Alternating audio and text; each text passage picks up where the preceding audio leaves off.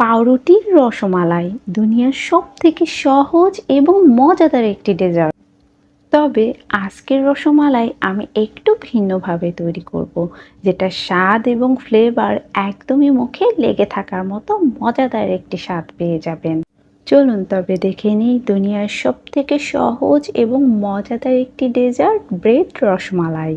প্রথমে আমরা রসমালাইয়ের মালাইটা তৈরি করে নিব।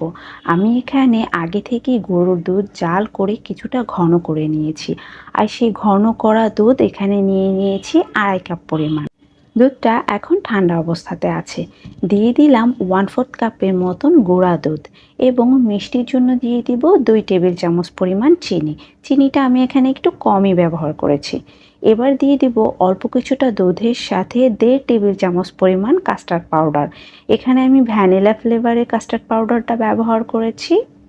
এবার দিয়ে দিব 1 চিমটি স্যাফরন, আর দিয়ে দিব সামান্য একটু লবণ।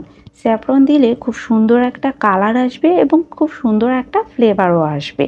এবার সব কিছু ভালো করে মিশিয়ে নিব, আর চুলার জালটা এবার কিন্তু জ্বালিয়ে দিয়েছি। এখন আমরা এটাকে জাল করে কিছুটা ঘন করে নেব। যেহেতু দুধটা আগে থেকেই জাল করা ছিল, আর যেহেতু আমরা কাস্টার্ড পাউডার দিয়েছি, এটা ঘন হতে সময় লাগবে। কিছু সময় জাল করার পর যখন এরকম ঘন হয়ে আসবে, লাস্ট পর্যায়ে অ্যাড করে দেব বাদাম কুচি। ব্যাস, এবার সব কিছু আরেকটু মিশিয়ে নেব। আমাদের রসমালাইয়ের যে মালাই সেটা কিন্তু একদম রেডি।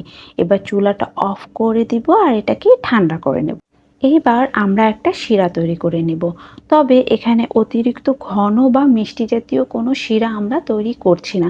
হালকা মিষ্টির একটা শিরা তৈরি করব। যেমন এখানে আমি 1/2 কাপের থেকে একটু বেশি পানি দিয়েছি, 2 চামচের মতন চিনি দিলাম আর একটু স্যাফরন। ব্যাস, এটাকে জাস্ট একটু জাল করে ফুটিয়ে নিব। চিনিটা গলে গেলেই আমরা চুলাটা অফ করে দেব। এটা অতিরিক্ত মিষ্টি হবে না, জাস্ট হালকা একটা মিষ্টি আর একটা ফ্লেভার আসবে। এই শিরাটা আমরা পরবর্তীতে পাউরুটি ভেজানোর কাজে ব্যবহার করব। তাতে করে পাউরুটিটা অনেক দ্রুত ভিজে সফট হয়ে যাবে এবং সুন্দর একটা ফ্লেভার আসবে। যেহেতু পাউরুটির রসমালাই, তাই আমি এখানে পাউরুটি ছোট ছোট পিসেস করে কেটে নিয়েছি।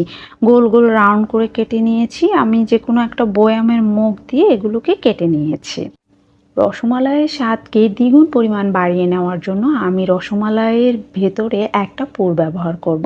আমি এখানে 2 টেবিল চামচ পরিমাণ দুধের সর আর দুধ নিয়ে নিয়েছি, আর একটু মিষ্টির জন্য সামান্য একটু কনডেন্স মিল্ক দিয়ে দিলাম। এবার দিয়ে দিব 1 টেবিল চামচ পরিমাণ বাদাম কুচি এবং 2 টেবিল চামচ পরিমাণ গুঁড়া দুধ। এবার এই সমস্ত কিছু প্রথমে একবার একটু ভালো করে মিশিয়ে নিব। এরপরে এর ভিতরে আমি দিয়ে দিব ফ্রেশ নারকেল কোড়া। এখানে চাইলে আপনারা মাওয়াও কিন্তু ব্যবহার করতে পারেন। তো এবার সব কিছু মিশিয়ে নিব। এটা তৈরি হয়ে গেল আমাদের রসমালাইয়ের ভেতরের একটি পুর, যেটা খেতে অসাধারণ হয়। আর এটার কারণে রসমালাইয়ের স্বাদ কিন্তু দ্বিগুণ পরিমাণ বেড়ে যাবে। তো এবার এইটাকে সাইডে রেখে দিব, আর আমাদের মোটামুটি সব কিছুই রেডি। চলে এসেছি ফাইনাল প্রিপারেশনে। আমরা একটা পাউরুটি নিয়ে নিব, আর আমরা যে রসমালাইয়ের ভেতরে ব্যবহার করার জন্য যে পুরটা রেডি করেছিলাম, সেই পুরটা একটা পাউরুটির ওপরে এভাবে দিয়ে দিব। এবার অপর আরও একটা পাউরুটি এর ওপরে দিয়ে দিব। তাতে করে 2টা পাউরুটির মাঝে এই পুরগুলো থাকবে, আর এগুলো পরবর্তীতে মুখে পড়লে খুব বেশি টেস্ট হবে। এবার আমরা প্রথমে একটা লেয়ার রসমালাইয়ের যে মালাই তৈরি করেছি সেটা দিয়ে দিব। তারপরে আমরা যে পাউরুটির রসমালাই যেগুলো রেডি করেছি সেগুলো দিয়ে দিব। আর এবং লাস্টে আমরা যে শিরাটা তৈরি করেছিলাম সেই শিরা দিয়ে পাউরুটিগুলোকে খুব ভালোভাবে ভিজিয়ে নিতে হবে।